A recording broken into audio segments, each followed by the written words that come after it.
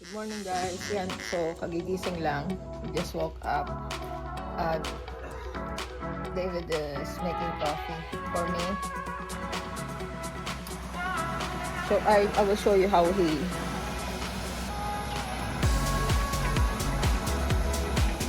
just make it in this coffee press.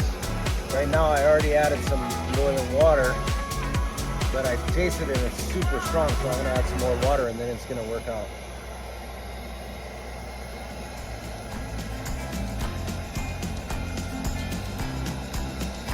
This usually takes about 2 minutes to boil.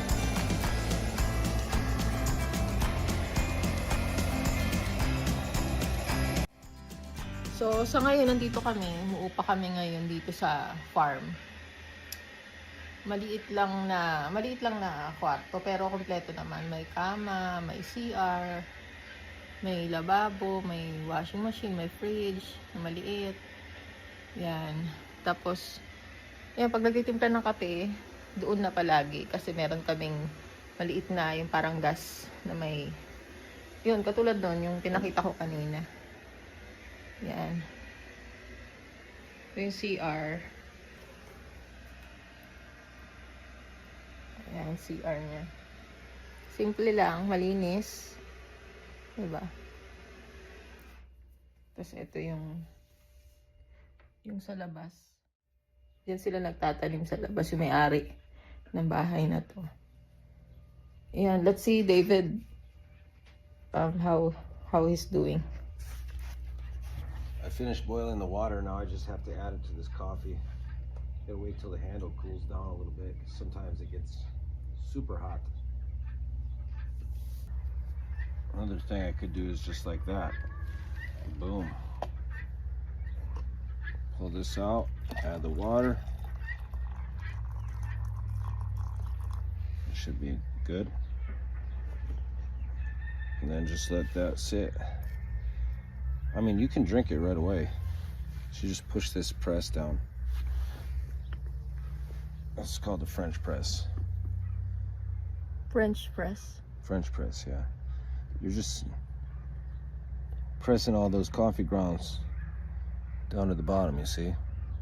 You're gonna drink this delicious coffee here. We have that in the Philippines, but I don't know what it's called. What it's called. What it's called. Okay, let's try it. So then we just pour it. It's dripping a little bit on my leg, no big deal. It's not hot? I'm not sure why it's dripping exactly. Maybe because it's full. Maybe because it's full. Alright, let's give the taste test. Try it.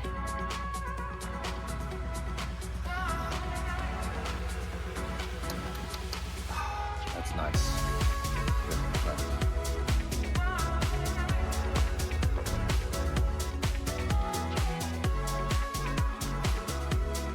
Water to it if you want. Yes, honey, please.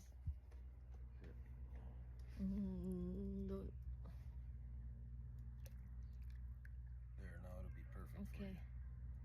Thank you. Oops. Sip it.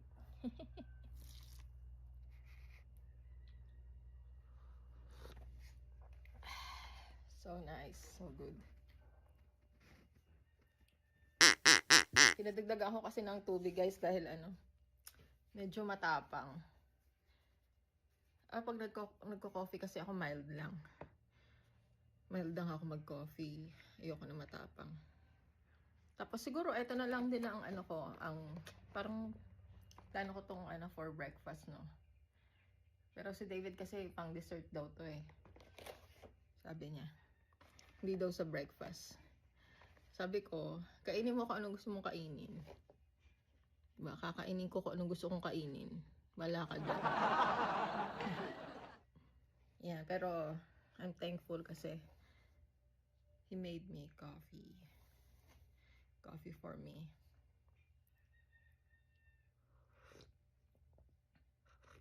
So, dito na lang muna ulit tayo. Coffee lang muna ako. Sana nagustuhan nyo itong maliit na natin, maikling video natin. Pasensya na medyo, yung itsura ko ay medyo as in kakabangon lang sa kaano.